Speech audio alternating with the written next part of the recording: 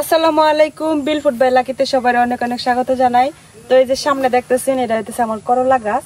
তো একটা মাত্র গাছ, এই গাছটা কিন্তু অনেক সুন্দর বড় হয়েছে, কিন্তু গুড়ি বাইন্ধে দিছি না, আমি গুড়ি বাইন্ধে দিলে আরো বড় হইতো।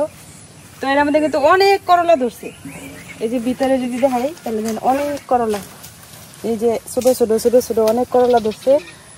আর এই যে এটা তো আমার কচু ক্ষেতটা, তো কচু কচু কিন্তু অনেক বড় বড় হয়ে গেছে গা, আর অনেক লতা ধরছে, যা লতা মানে এত লতা ধরছে যে খায়া শেষ করুন যেতেছে না। তো এই কচু ক্ষেতের ভিতরে কিন্তু দেখতেছুন যে দুইটা ডাটা গাছ আছে, যেগুলারে আমরা বলি হলো ডেঙ্গা।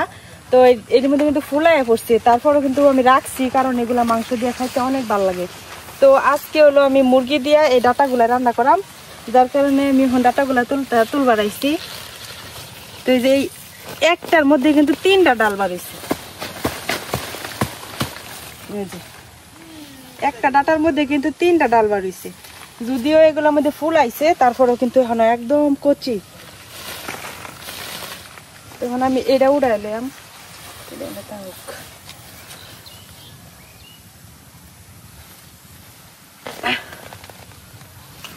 কচু গাছ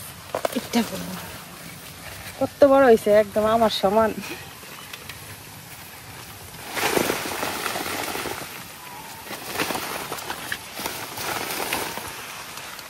আর দেন ডাটাগুলা কি মোটা হয়েছে, এরকম বড় ডাটাই কিন্তু মাংস দিয়ে রান্না করে খাইতে অনেক ভালো লাগে। তো আমার ডাটা তোলা হয়ে গেছে গা, এখন আমি যে এগুলা কাটতে তারপর রান্না করাম। তো আপনারা পুরো ভিডিওটা দেখতে থাকেন, আশা করি অনেক ভালো লাগবে।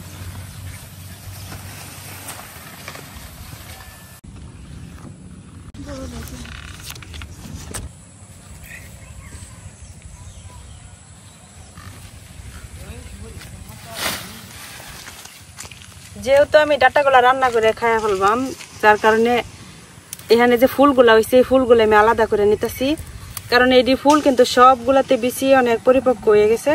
এখন এগুলা ফালাই দিলে আবার উঠবো।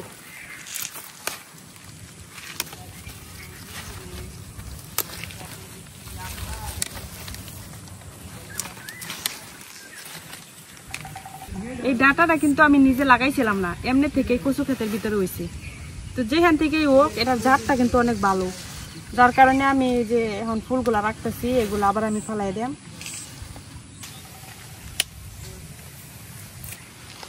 এই যে দেখেন নিচে কিন্তু যে যে বীজগুলা পরিপক্ক হয়েছে, এই বীজগুলা যে পড়ে রয়েছে কালো কালো, এখন আমি এইগুলারে নিয়ে সরাসরি এলো ক্ষেতের মধ্যে এমনি বিছায় রাখবাম। তারপরে দেখা যাবো যে নিজে নিজে থেকে রোদে বীজ পইরা আবার গাছ জ্বালাই যাবে।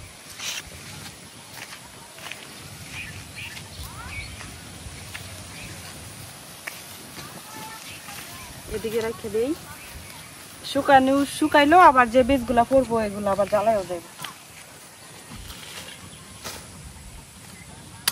এগুলো কাটতে জ্বালাই দিই।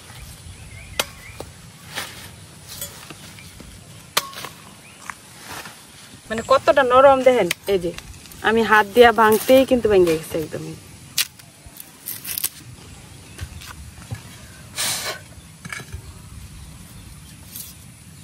এখন আমি এই ডাটা গুলারে সুন্দর করে বাচ্চা লইয়াম।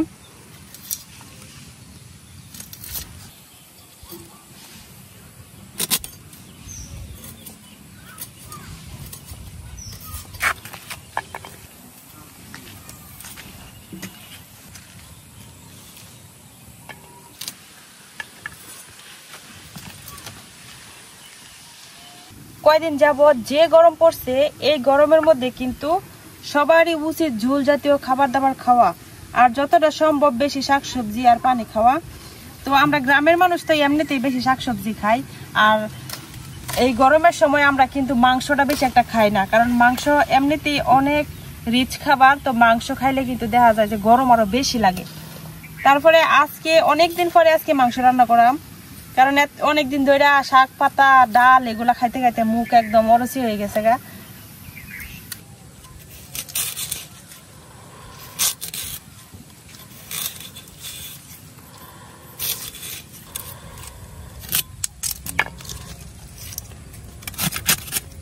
আমার ডাটা বাছা কিন্তু শেষ, এখন আমি হলো মশলা গুলা বাইটটা লইয়াম।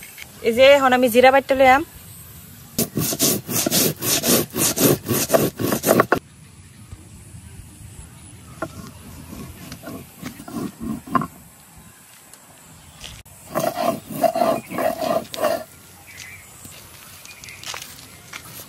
এই যে আমার জিরা বাটা শেষ,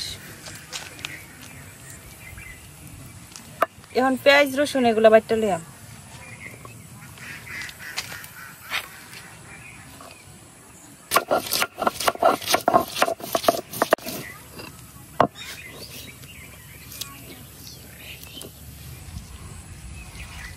এই যে আমার পেঁয়াজ রসুন বাটা হয়ে গেছে। মশলা বাটাবাটির পর্ব তো শেষ, এখন হলো মুরগি লই লইছি, মুরগিটা কাটতে লিয়াম। তো এই যে দেখতেছেন এনে কিন্তু 3 কিলো ওজনের একটা মুরগি আছে। মুরগিগুলো আমি এরকম বাজার থেকে একদম কাটতে দিছি আর কি, ড্রেসিং করে। তো এখন মুরগিগুলার আমি পিস পিস করে কাটতে লিয়াম।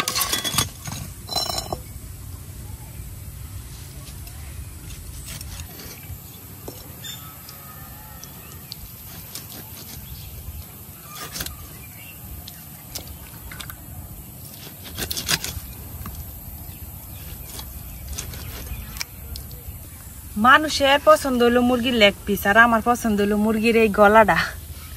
মুরগির এই গলার হাড়গুলাই আমার সবচেয়ে পছন্দ।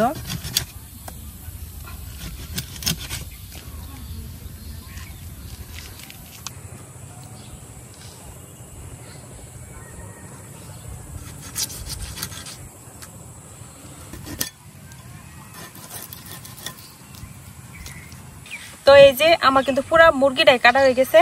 এখন আমি মাংসটারে খুব সুন্দর করে ধুয়ে নিলাম।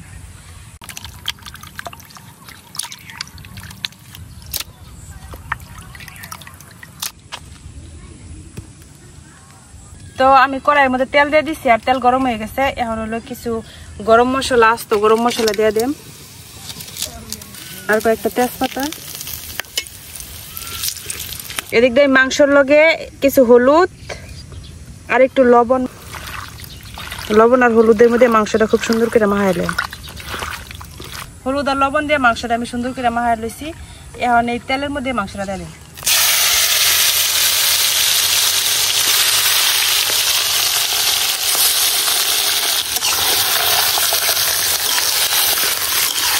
ব্রয়লার মুরগির মাংস কিন্তু এমনিও খাইতে একটু মানে ভালো লাগে না, খাইতে তেমন একটা, যার কারণে এবার আমি হালকা তেলের মধ্যে একটু বাইজা লইয়াম। তো বাইজা লওয়ার কারণে কিন্তু মাংসটা একটু শক্ত শক্ত হয়, আর খাইতে দেশি মুরগির মতো লাগে। আমার মাংসটা দিক দিয়ে ভাজা ভাজা হইতে হইতে আমি মশলার পেস্টটা বানাই লইয়াম। আমি কিন্তু সব তরকারির মধ্যে কিন্তু গুলা মশলাটা বেশি ব্যবহার করতে পছন্দ করি। বাড়া মশলার চল নাই, তারপরেও কিন্তু আমরা মশলা এমনি পানি দিয়ে গুলাই আর তারপরে রান্না করি, যাতে বাড়া মশলার সেন্টাই। তো এই নয় আমি লবণ দিয়ে দিছি। এখন দিয়ে দিতেছিল মরিচ, এখন দিয়ে দেম হলো হলুদের গুঁড়া, এখন দিয়ে দেম হলো ধনিয়ার গুঁড়া, আর যে জিরাটা আমি বাইটা রাখছিলাম এই জিরাটা এখন দিয়ে দেম। পানি দিয়ে এটার গুলাই লইয়াম। তৈরি হয়ে গেল আমার বাটা মশলার মতো মশলার পেস্ট। তো এইভাবে মশলা দিলে কিন্তু তরকারি অনেক মজা লাগে খাইতে। তো এইদিকে আমার মাংসর কি অবস্থা দেখি।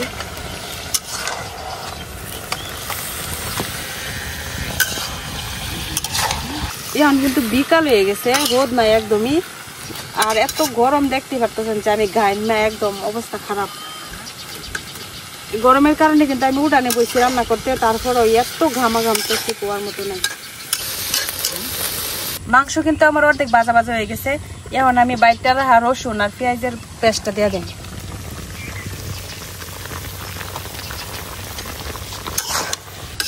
এখন রসুন আর পেঁয়াজ মাংসের সাথে কিন্তু খুব সুন্দর করে ভাজা ভাজা হয়ে যাব। মাংস ভাজতে ভাজতে কিন্তু দেখেন মাংস থেকে অনেক পানি বাড়িয়ে গেছে। তখন আমি এই পানি দিয়ে কিন্তু মাংসটা কষাইলাম, আর আমি যে মশলাটা গুলাই রাখছিলাম এই মশলাটা এখন এনে দিয়ে দেব।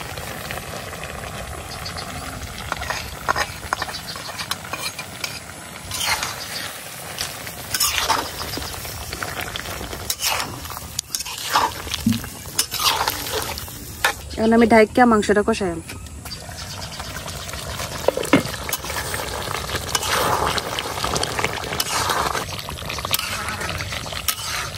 আমার মাংস কিন্তু কষানো হয়ে গেছে খুব সুন্দর করে। তো এখন আমি এগুলোর ডাটাগুলা দিয়ে দেম।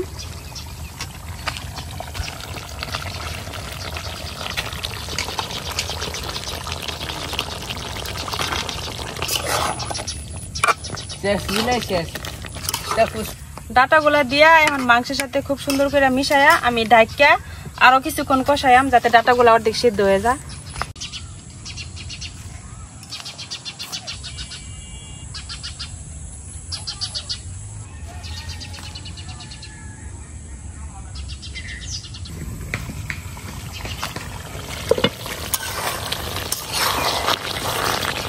তো এই যে আমার মাংসটা কিন্তু খুব সুন্দর কষানো হয়ে গেছে গা, একদম উপরে তেল বাইসে গেছে। তো এখন আমি হলো ঝোল দিয়া দেন।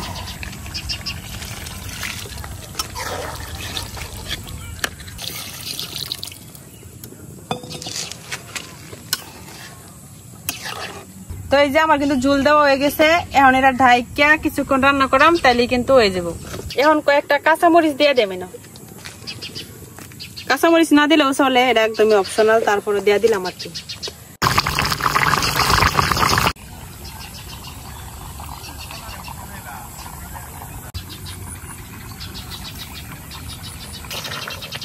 তো এই যে আমার তরকারি কিন্তু হয়ে গেছে গা।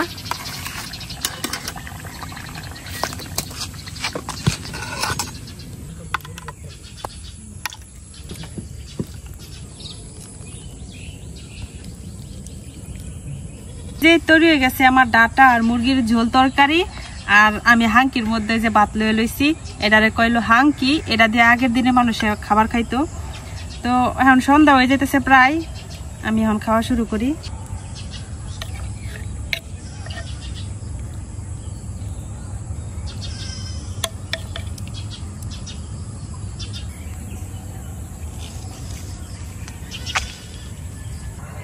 এই যে বড় ডাটাটা দেখতেছেন, এগুলোর ভিতরে কিন্তু লম্বা লম্বা একটু সজনে ডাটার মতো আঁশ থাকে। তো এটা কিন্তু কোনো ব্যাপার না, বড় ডাটার মধ্যে এগুলো থাকে।